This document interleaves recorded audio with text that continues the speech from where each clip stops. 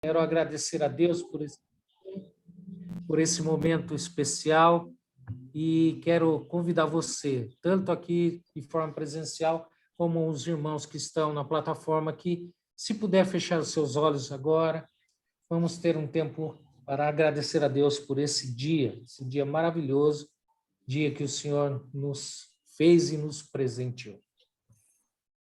Amado Deus, poderoso Pai, nós te louvamos, te agradecemos, ó Deus querido, porque o Senhor é bom e a sua misericórdia de fato dura para sempre. Louvado seja o teu santo nome, ó Deus querido, porque mais uma vez nessa manhã tivemos o privilégio, ó Deus, de acordarmos, abrirmos os nossos olhos para poder contemplar as maravilhas que o Senhor prepara cada dia para cada um de nós. Ó Deus querido, em nome de Jesus, receba toda a nossa adoração, todo o nosso louvor nesse momento em que estaremos expondo a tua palavra de uma forma muito responsável, debaixo da orientação do teu santo e poderoso Espírito. Fala conosco, ó Deus querido, de maneira ímpar, ó Deus querido, como nunca o Senhor falou antes ao nosso coração. Fala, Senhor meu Deus, através da tua palavra.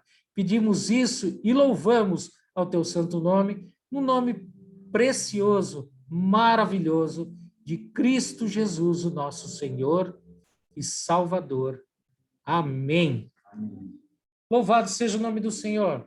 Estamos mais uma semana trabalhando esse tema maravilhoso que foi proposto pela Comissão de Educação Bíblica aqui da igreja, sobre o tema Promessa e Cumprimento. Um tema maravilhoso, em que nós vamos, se eu conseguir aqui novamente, deu algum problema no data show aqui, mas vamos lá. Guilherme, se você puder me ajudar. Nós vamos trabalhar, os irmãos não estão aqui presencial, não estão vendo, mas nós vamos providenciar isso. Esse data show está querendo conspirar contra nós, mas não vai conseguir, em nome de Jesus. Promessa e cumprimento. Certamente nós estamos diante da palavra de Deus no que diz respeito àquilo que Deus nos promete e para aquilo que Deus também certamente não só cumpriu ao longo da história, como cumpre ainda nos dias atuais. Fique em paz, porque eu não avancei os slides aqui ainda, então você não será prejudicado, ok? Nas semanas anteriores, há 2 semanas atrás, o pastor Marco Aurélio explanou aqui com vocês acerca da criação, acerca da continuidade, ou seja, aquilo que Deus prometeu na criação e aquilo que ele cumpre ao longo da história, onde nós encontramos a história bíblica. Muito bem. Estamos com um probleminha técnico aqui. Os irmãos têm um pouquinho de paciência, por gentileza. Data show aqui, ele está um pouquinho preguiçoso, irmãos, os irmãos de casa. Mas para que a gente possa dar continuidade, eu vou avançar um slide aqui. Não estou conseguindo também, não sei o que aconteceu.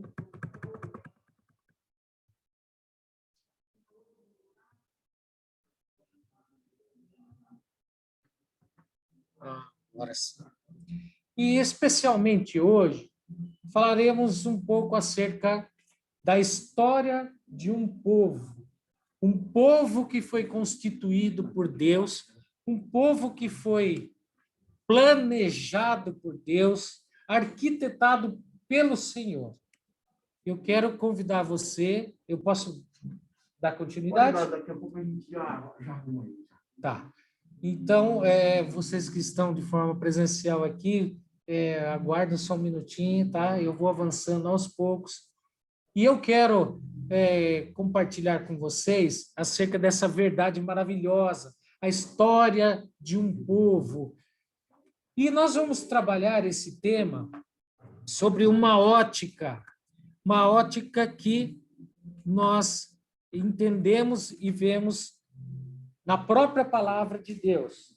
Se você que está com a sua Bíblia aí, se puder abrir, por gentileza, aplicativo ou algo semelhante, por favor, abra em Números, capítulo 23, versículo de número 19. Ah, ótimo. Eu só não estou conseguindo avançar aqui. Olha, eu avanço aqui, ele avança, mas aí na tela não. Tem ideia em que possa...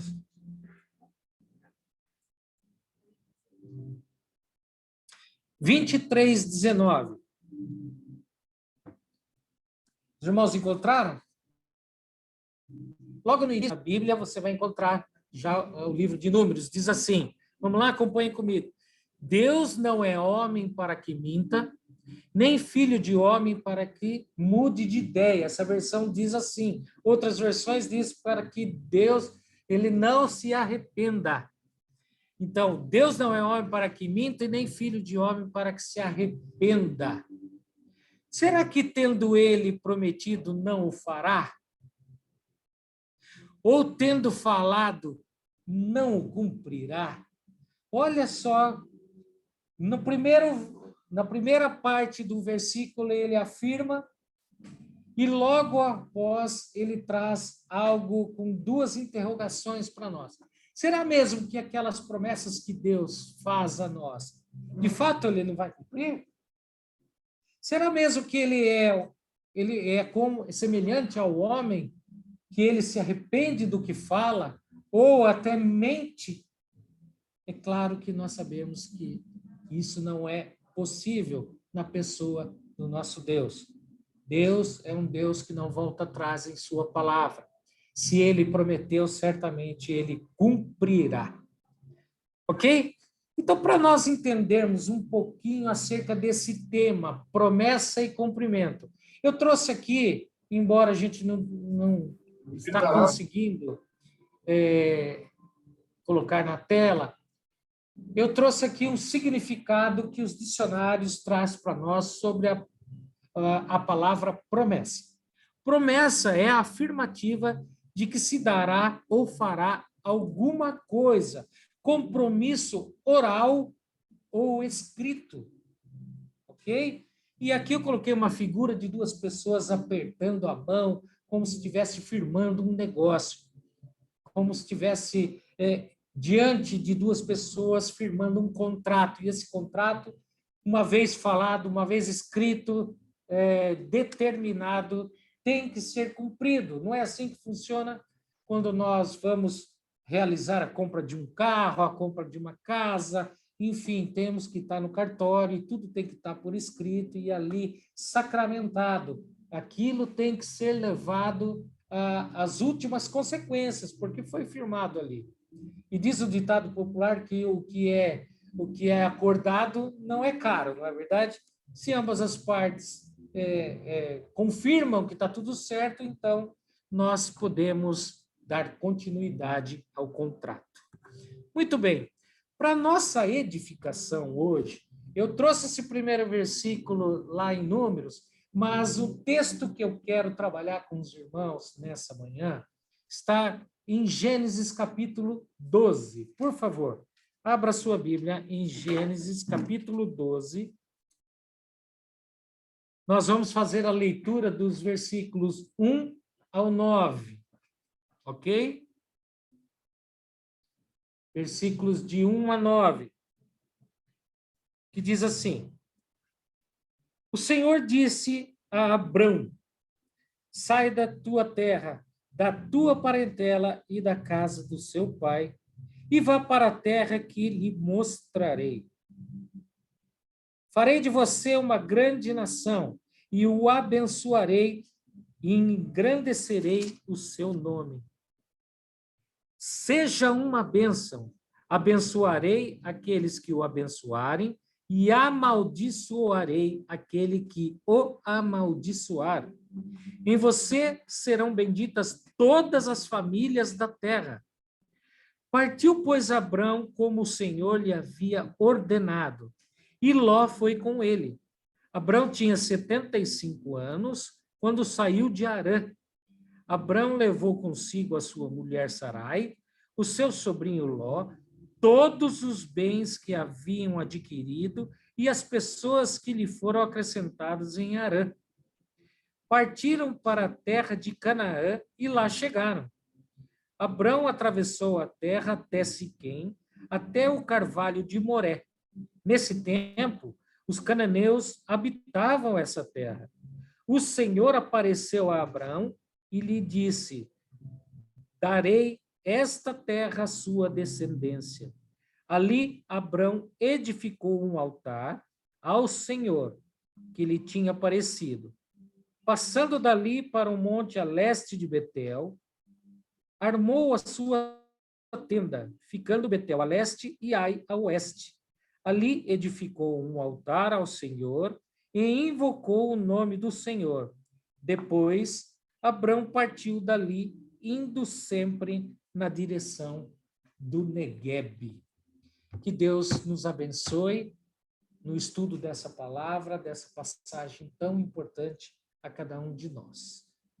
Para que nós possamos entender um pouco do que está acontecendo em Gênesis 12, nós precisamos fazer uma recapitulação do que foi Gênesis, do capítulo 1 ao capítulo de número 11, ok? Então, eu vou aqui, lógico que nós não vamos trabalhar expositivamente os capítulos de 1 a 11, porque o tempo não permite isso, mas eu vou fazer um breve resumo para nós do que foi a narrativa de Moisés entre capítulo 1 e o capítulo 11. Em primeiro lugar, como Deus criou o mundo e o homem à sua imagem e semelhança. Deus trabalhando lá em Gênesis 1, 2, e até numa parte do terceiro capítulo, trabalha essas questões da criação do mundo e a criação do homem à sua imagem e semelhança. Logo, na sequência, nos é relatado a queda do homem e da mulher ao desobedecer a Deus, ao comer do fruto proibido. Lembram disso? Muito bem, a queda do homem e mulher desobedecendo a Deus, já de cara. Na sequência, a promessa de Deus, em Gênesis 3:15, em que enviaria aquele que esmagaria a cabeça da serpente, aquele que seria enviado para acabar com o efeito da serpente, do inimigo e os seus efeitos no pecado. Na sequência, a preservação de Noé. Lembram? Quando a humanidade estava totalmente corrompida e Deus decide extinguir a humanidade. Mas a Bíblia nos relata que ele preserva Noé naquela arca, e ali ele continua, depois do dilúvio, da extinção da humanidade, continua crescendo a humanidade mais uma vez. Mas, terrivelmente, o episódio, logo na sequência, fala sobre a construção de uma cidade e de uma torre. Nessa cidade de Babel, a Torre de Babel, os homens, mais uma vez, tentando se impor, colocar à frente de Deus com a sua arrogância, com a sua prepotência, com a sua tentativa de autoindependência. Então, nós vemos aí a degradação humana, mais uma vez, e Deus, através do seu poder, ele trabalha essa situação lá em Babel, confunde todas as línguas, espalhando o povo por todo o mundo e confundindo todas essas línguas. Lembram disso, né? Muito bem. Então, é nesse cenário que nós estamos falando hoje de Gênesis capítulo 12. Então, de 1 a 11, Deus relata a criação, a queda e a degradação do povo de Deus. E agora Deus já toma uma atitude maravilhosa em chamar um homem, e esse homem tem uma grande missão. Eu coloquei aqui um mapa, infelizmente vocês não vão ter condições agora de verificar, mas é um mapa da antiga Mesopotâmia, tá? em que mostra a localização dessa peregrinação em que Abrão e seu povo partiu rumo à terra prometida. Então, nós estamos falando de um momento, de um evento muito interessante. E esse evento interessante traz algumas implicações para nós. O que esse chamado traz para nós, de Abrão, traz para nós como consequências e implicações nos dias atuais. Então, eu vou dividir em 4 partes, ok? Primeira parte, nós vamos falar do chamado de Abrão. A segunda parte, nós vamos falar das promessas feitas a Abrão, a fé e a obediência de Abrão, e, por fim, a edificação de altares em adoração a Deus. Então, essas consequências traz para nós. O que eu quero chamar a sua atenção, e você que está em casa está vendo o slide, mas as pessoas que aqui estão não vão conseguir visualizar, porém eu quero convidar você a abrir a Bíblia em Atos dos Apóstolos, capítulo de número 7, no versículo 2 e 3. O relato bíblico aqui, em Gênesis 12, relata acerca da peregrinação de Abrão e seu povo, mas já partindo da cidade de Harã, ok? Mas a Bíblia nos fala em Atos dos Apóstolos, capítulo 7, 2 e 3, e, na verdade, isso não aconteceu em Harã, mas aconteceu já em Ur dos Caldeus, lá embaixo, no sul da Mesopotâmia. Diz assim o diácono Estevão, quando estava discursando diante dos judeus em sua defesa. Irmãos e pais, escutem. O Deus da glória apareceu a Abraão quando ele ainda estava na Mesopotâmia, antes de morar em Harã. E lhe deu essa ordem: sai da tua terra, do meio da sua parentela, e vá para a terra que eu ainda lhe mostrarei. Olha só, parece algo assim insignificante, mas nessa peregrinação de Ur dos Caldeus até Canaã, os estudiosos na área geográfica trazem para nós que essa peregrinação se deu por volta de 1.800 quilômetros. Então, a saída de Ur dos Caldeus para a primeira parada lá em Harã, provavelmente fazendo uma divisão aí meio que igual, mas não precisa, por volta de 900 quilômetros. O povo saiu ali, Abrão, a sua esposa, seu sobrinho Ló, o seu pai Tera, saíram de Ur dos Caldeus, no mínimo, mas ali nós podemos pensar, mais ali, criação, boi, gado, e assim por diante, a sua comitiva sai e para em Harã, depois de 900 quilômetros aproximadamente. Então, pense em você nesse chamado. Nós vamos falar acerca desse primeiro ponto, que é o chamado de Abrão, as consequências. A formação desse povo tinha tudo a ver com essa parte da Bíblia, capítulo de número 12 em diante, nos traz a fundamentação, não somente do restante do Antigo Testamento, mas da base, fundamento para o Novo Testamento também. Então, é muito importante nós prestarmos bastante atenção no porquê disso tudo, né? Muito bem. Chamado de Abrão. Chamado de Abrão. Primeiro, eu quero chamar você acerca de quem era Abrão. Abrão era considerado parte da descendência santa, ok? Que veio desde a linhagem de Adão. Então, ele veio Sete, e assim, Cano, e por assim dizer, até chegar Tera e Abrão. Abrão veio de uma linhagem santa, porém, o povo estava totalmente corrompido e, certamente, o conhecimento de Deus era muito restrito naquela época. Um pequeno povo que era íntimo do Senhor e acompanhava o Senhor. E Abraão não era uma dessas pessoas. Abraão também se aculturou a sua cidade, a cultura religiosa da sua cidade. Não somente em Ur dos Caldeus, mas também em Harã. Eram dois centros religiosos em que cultuavam outros deuses. Eram idólatras. E Abraão também acompanhou essa mesma linhagem. Infelizmente, não é verdade? Então, nós olhamos, como eu disse para vocês, tanto Ur dos Caldeus como Harã eram considerados duas cidades cosmopolitas, grandes, relevantes, porém, a cultura religiosa levava eles para a idolatria. E interessante nós olharmos para Abrão. A palavra Abrão, o nome Abrão, tem um significado no hebraico.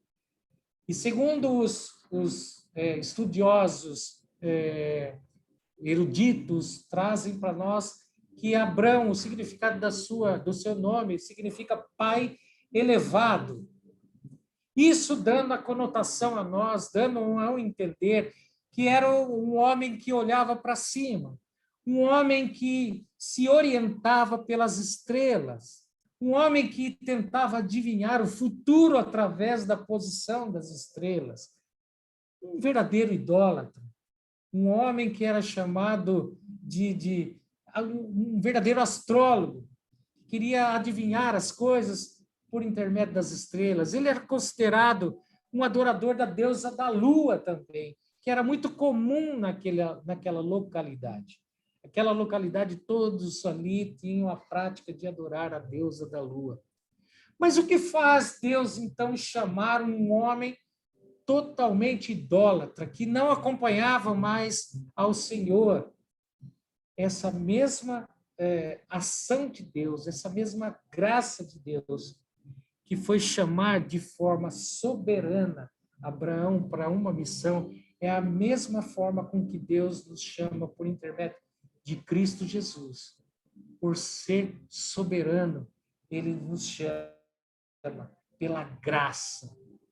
Ele me encontrou nesses caminhos da vida, encontrou cada um de vocês nesses caminhos da vida, mas de forma soberana, porque não tínhamos nada a oferecer ao nosso Deus. E Deus chama esse homem para uma grande missão. E que missão era essa? Deus dá duas ordens iniciais para Abrão, que é algo para a gente colocar aqui em pauta, ok? A primeira ordem: saia da tua terra, da sua parentela e da casa do seu pai. Saia do teu conforto, meu irmão e minha irmã. Saia do teu conforto e faça a minha vontade. Saia dos seus parentes agora, do seu convívio, da sua alegria, da sua casa estabelecida, do seu trabalho, das suas coisas que você adquiriu. Saia agora. O que faz um homem obedecer a um chamado desse, ainda que fosse um homem, um idólatra, que não acreditava? Mas como Estevão disse lá em Atos 7, o Deus da glória apareceu a Abraão, o Deus verdadeiro, o Deus glorioso, o Deus maravilhoso apareceu para ele e deu essa ordem.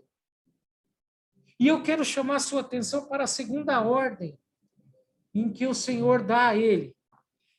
Quero que você vá para um lugar que eu ainda vou lhe mostrar. Saia da tua terra, saia em viagem, mas comece a caminhar, mesmo sem saber para onde você vai. Gente, quem em sã consciência obedeceria um chamado desse, estando estabelecido, se não fosse o poder de convicção, o poder de Deus em nossas vidas? E nós chamamos isso, sabe do quê? Graça irresistível. O que faz de nós sairmos das nossas casas em pleno domingo pela manhã e logo pela manhã estar sentados aqui, ou os irmãos pela plataforma, assistindo uma aula bíblica? Isso é graça de Deus sobre nossas vidas. Eu não sei vocês, mas eu tenho um testemunho muito forte, que não cabe aqui a gente trazer na íntegra aqui agora, nesse momento, mas Deus me encontrou nesses caminhos da vida. E Deus me resgatou e o chamado foi irresistível. E como consequência disso tudo, cá estou eu estudando a Bíblia com vocês aqui hoje. Logo, um pagão, um idólatra, uma pessoa que estava totalmente imersa no pecado, nesse mundão. E Deus faz isso com a gente. E eu creio que vocês aqui também têm cada um de vocês tem uma história maravilhosa. Acredito eu. Assim aconteceu com Abraão. Tanto é que Hebreus, capítulo 11, versículo de número 8, diz que pela fé, Abraão, quando chamado, obedeceu a fim de ir para um lugar que devia receber como herança. E partiu sem saber para onde ir. Que maravilhoso isso. Você já imaginou a logística para sair, num primeiro momento, 900 quilômetros, com toda a sua logística, com todas as suas coisas, sair em obediência, sabendo que você está estabelecido naquele local? Que loucura é essa? Não é loucura, é graça irresistível do nosso Deus. Na sequência, Deus faz 7 promessas a Abraão, com o intuito de formar um novo povo, uma nova história através de um novo povo, porque aquele povo que foi descrito de 1 a 11 de Gênesis estava totalmente corrompido, e Deus queria criar uma nova era, né? Um novo povo. Então, ele faz 7 promessas. Eu quero que você acompanhe comigo essas promessas. Primeira delas, farei de você uma grande nação. Gente, isso está em contraste com o que era a realidade de Abraão. Se vocês lembram, no início da trajetória de Abraão, ainda não tinha sido abençoado por Deus, Abraão tinha 75 anos de idade, quando recebe o chamado de Deus. E a Bíblia relata que a sua esposa, Sarai, era estéril. Como que eu farei de você uma grande nação se eu não posso ter filho? Como que a minha descendência será uma grande nação se eu realmente não tenho condições nem de procriar? Eu acredito que acredito que Abraão deve ter, num dado momento, até fazer, Deus deve estar brincando comigo. Porque como que de mim sairá uma grande nação, sendo que eu não posso ter filhos? Olha o contraste. Primeiro contraste. Segunda promessa, eu o abençoarei.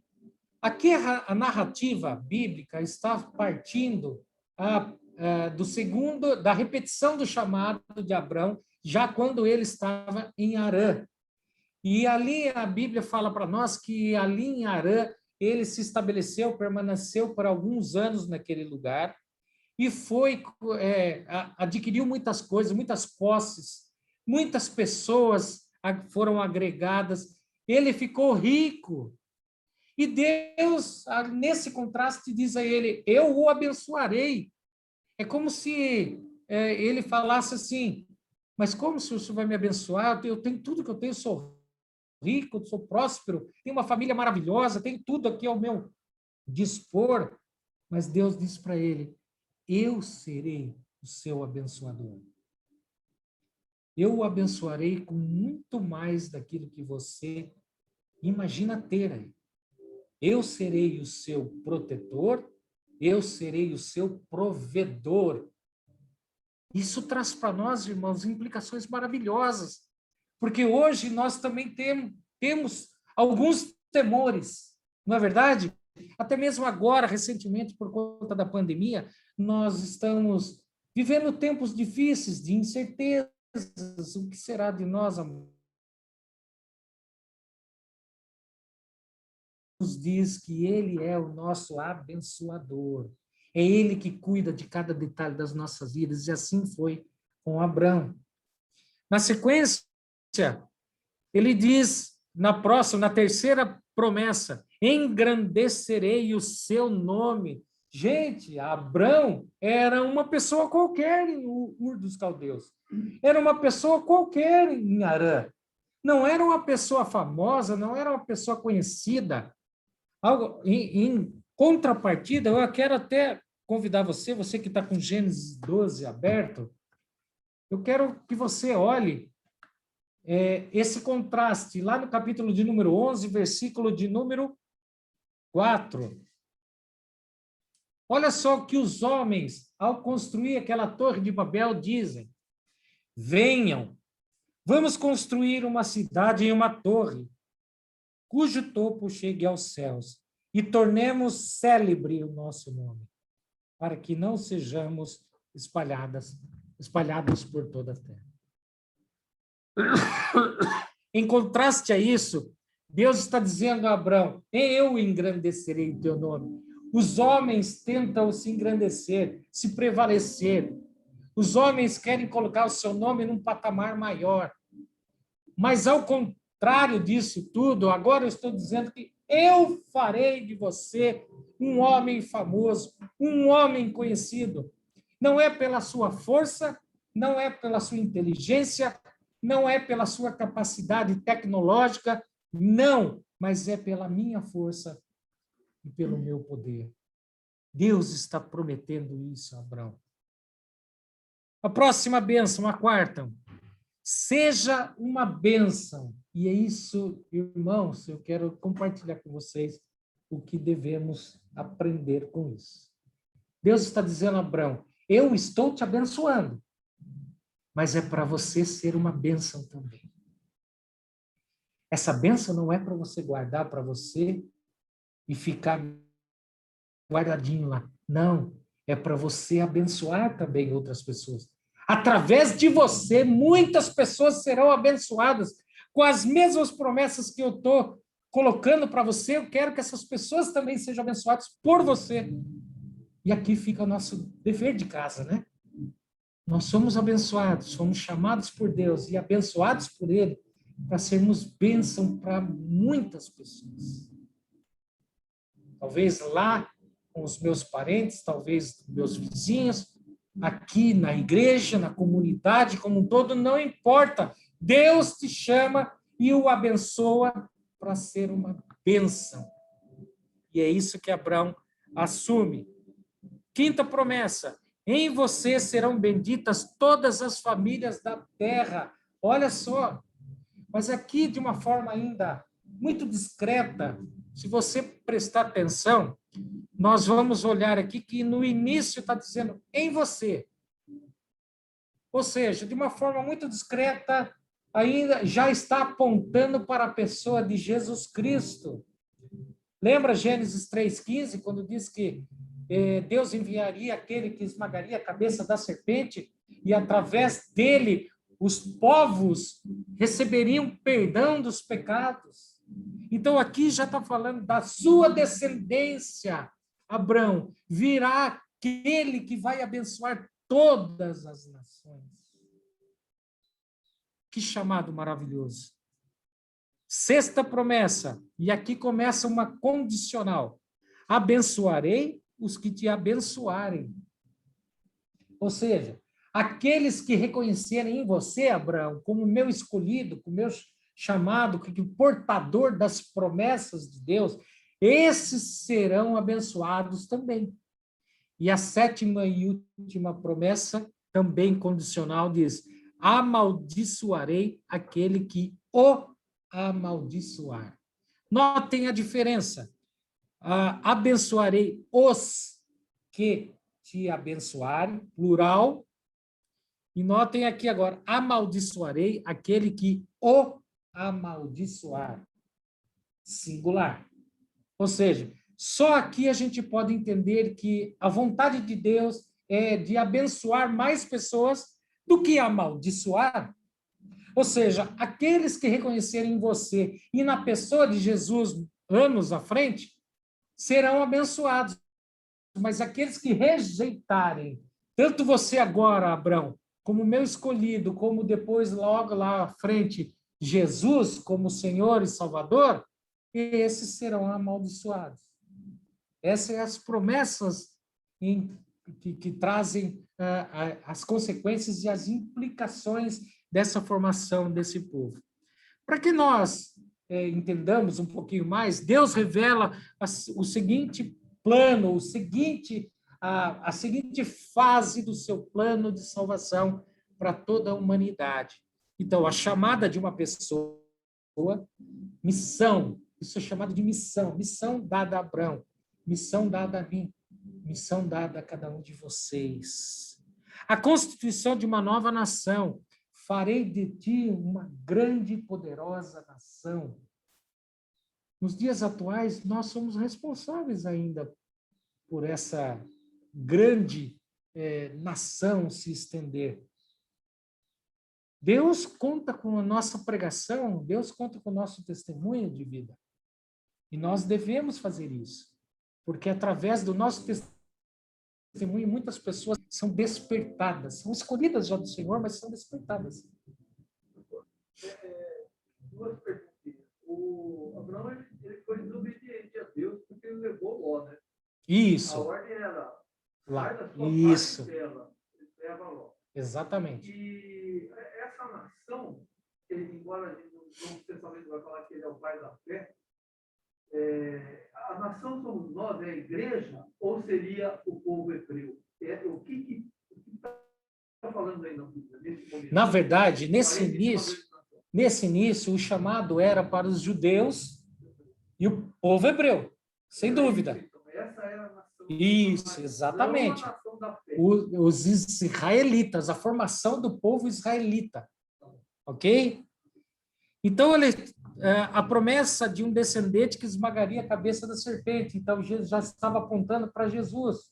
E também a promessa de bênçãos para o mundo todo, que de fato, agora sim, por intermédio de Cristo, a sua igreja, que professa o nome do Senhor e Salvador Jesus Cristo. Deus chama e faz todas essas promessas a Abraão, e agora cabe a ele o quê? Crer e obedecer. Não é verdade? Nada disso seria possível se não fosse a fé de Abraão, se não fosse o chamado irresistível do Senhor, a graça irresistível. Nada disso seria possível. Então, a Bíblia diz no versículo de número 4, se você acompanhar aí, diz que simplesmente partiu, pois, Abraão como o Senhor lhe havia ordenado, sem titubear, sem questionar. Ele parte. Ele pega todas as suas coisas, seus bens, seus parentes, e foi muito bem colocado pelo nosso irmão ali, acerca num primeiro momento, a saída de Ur até Harã. De fato, ele levou o seu pai, levou a sua esposa, levou Ló, e mais algumas coisinhas que não é relatado aqui. Quando Deus tinha falado a ele, sai da tua terra, abandona seus parentes, e vá para um lugar que eu vou lhe mostrar. De fato, isso acontece. E, na sequência, essa peregrinação só foi possível pela fé. Irmãos, deixa eu falar para você aqui. Quando ele está em Harã e recebe essa repetição do chamado, aqui a Bíblia está relatando ele estando em Harã, tá? E vai descer agora para o próximo ponto da sua peregrinação, que é a cidade de Canaã. Nesse momento, a Bíblia relata que ele já estava rico, já tinha adquirido muitas posses, muitos animais, muita propriedade, ouro, prata e assim por diante.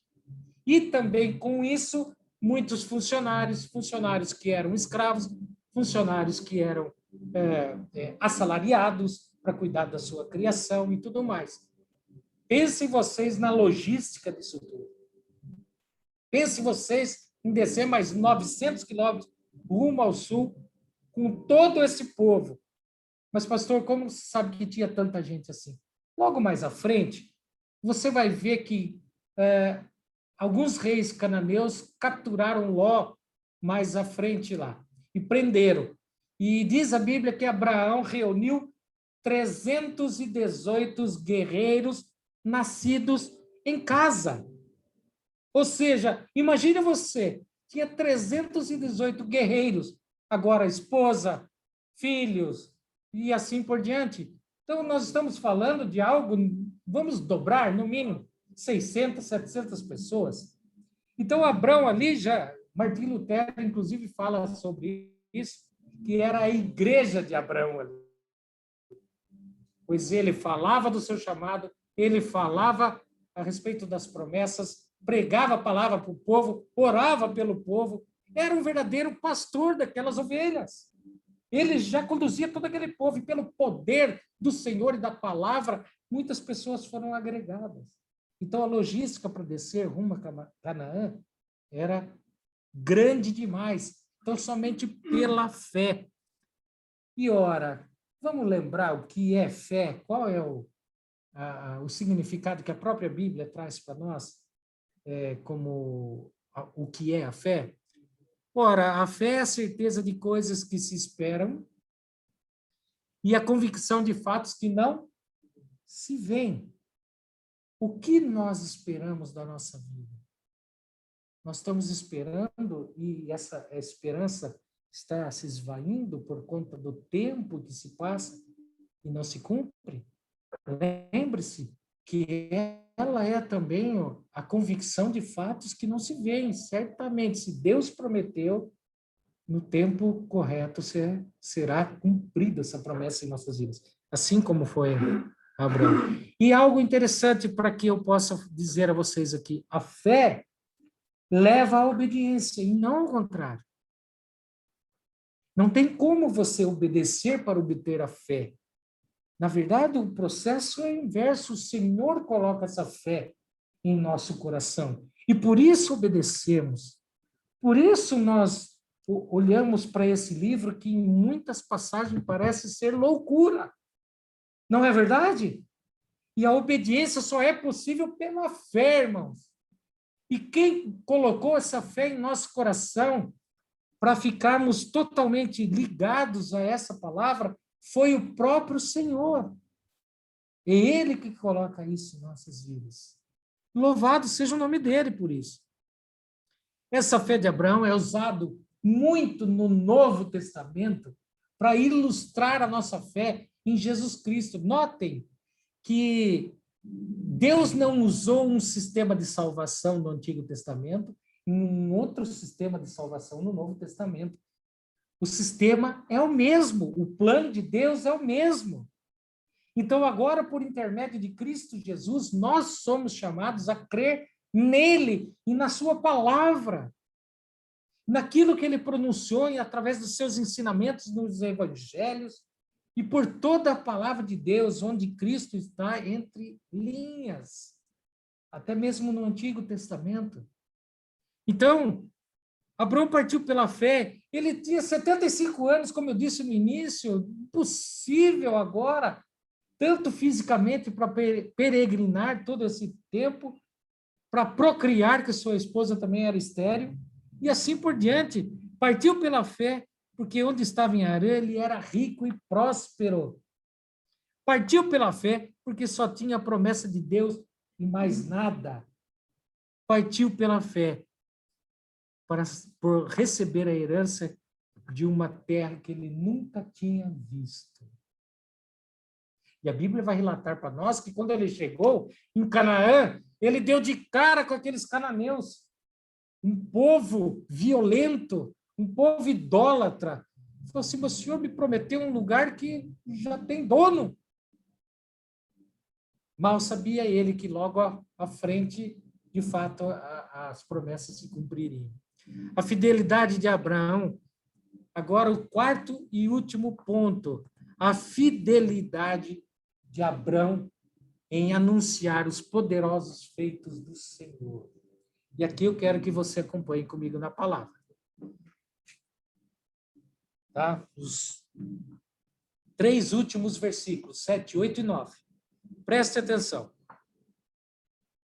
O Senhor apareceu a Abraão e lhe disse, mais uma vez, a aparição do Senhor veio a Abraão.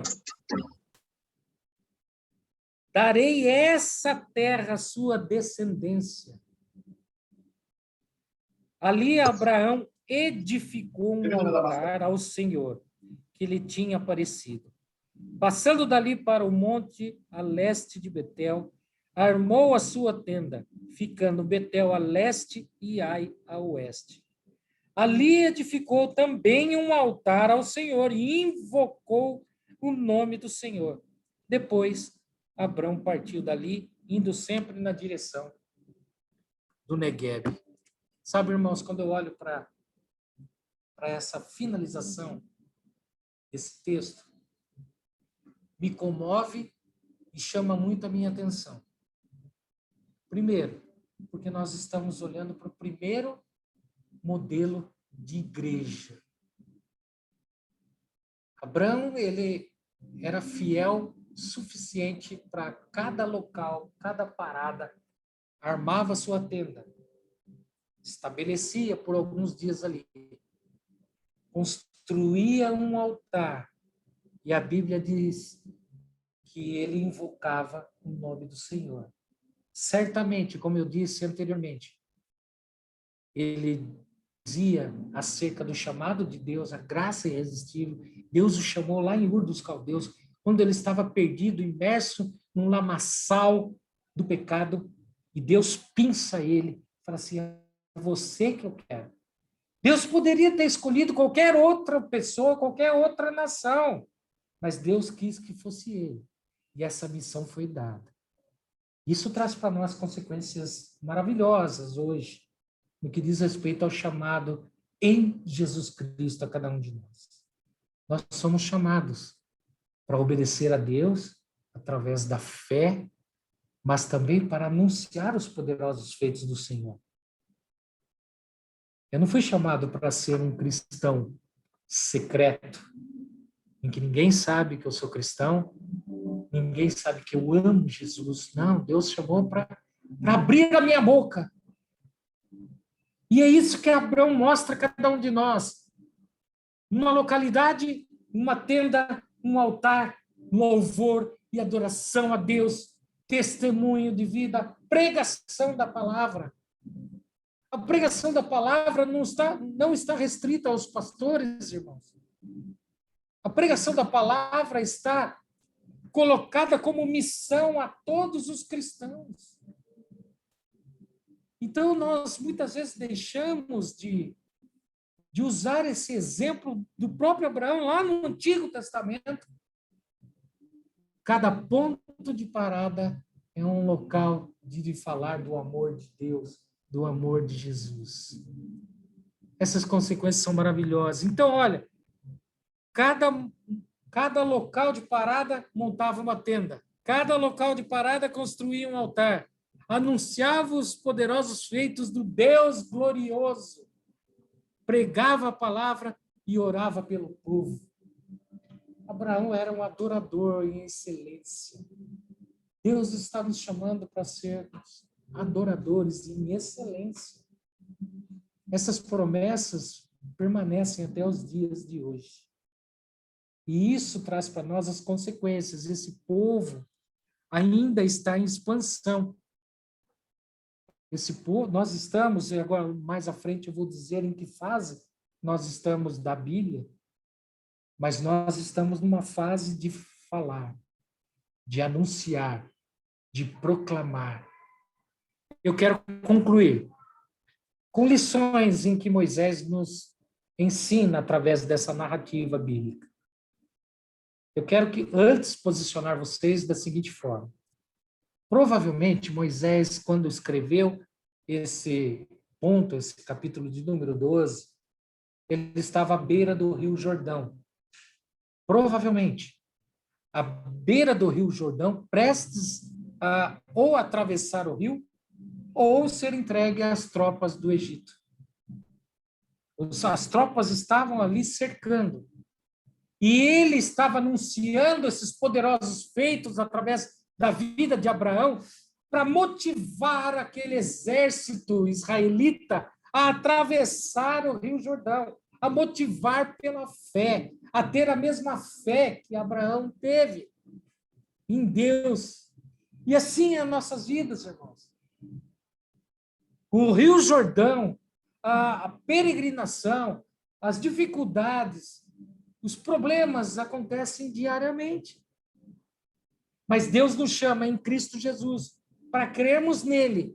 Porque assim como esse povo que atravessou o Rio Jordão e adentrou a terra prometida, Jesus nos prometeu também adentrar a Canaã celestial. E nós estamos nessa peregrinação. Mas lembre-se, eu o abençoarei. Eu sou o seu protetor, eu sou o seu provedor. Não tema. Levante sua cabeça. Olhe para o autor e consumador da sua fé, a saber, o nome de Jesus Cristo. As promessas de Deus sempre vão se cumprir.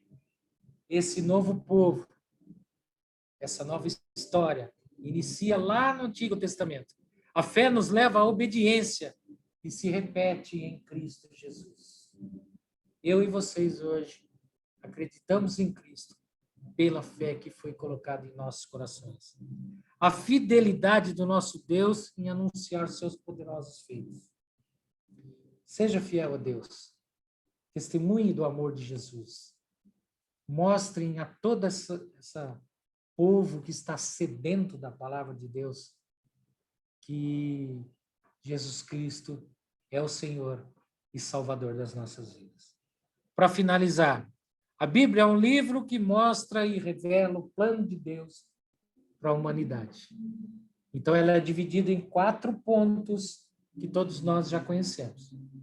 Criação, queda, redenção e consumação. Não é isso? A Bíblia trabalha esses 4 pontos. Criação já se foi, queda já se foi, e a fase da redenção é a fase em que nós vivemos até agora. Cristo está aí para todos aqueles que o reconhecerem como Senhor e Salvador. Mas muitos precisam ouvir da minha boca e da sua boca. Muitos precisam ser despertados, porque a Bíblia também nos diz que a fé vem por ouvir e ouvir a palavra de Deus. Como que eles vão ouvir se a gente não pronuncia, a gente não fala dos poderosos feitos do Senhor? Que Deus nos abençoe e nos ajude a dar continuidade a essa missão maravilhosa, a criação de um novo povo, de um novo povo. E o 4º ponto que eu usei com vocês sobre a anunciação da palavra de Deus, modelo de igreja, vai ser o assunto que nós vamos falar na semana que vem. Por isso eu não quis aprofundar muito, porque é a história de uma igreja. Louvado seja o nome do Senhor. A história da igreja nós vamos abordar na semana que vem. Espero todos vocês aqui. Agradeço pela paciência, pela compreensão do problema do nosso data show, mas vai estar à disposição de vocês através do WhatsApp, todos os slides, e eu estou à disposição também, se quiser que eu envio para vocês, ok? Para nós finalizarmos, eu quero orar e agradecer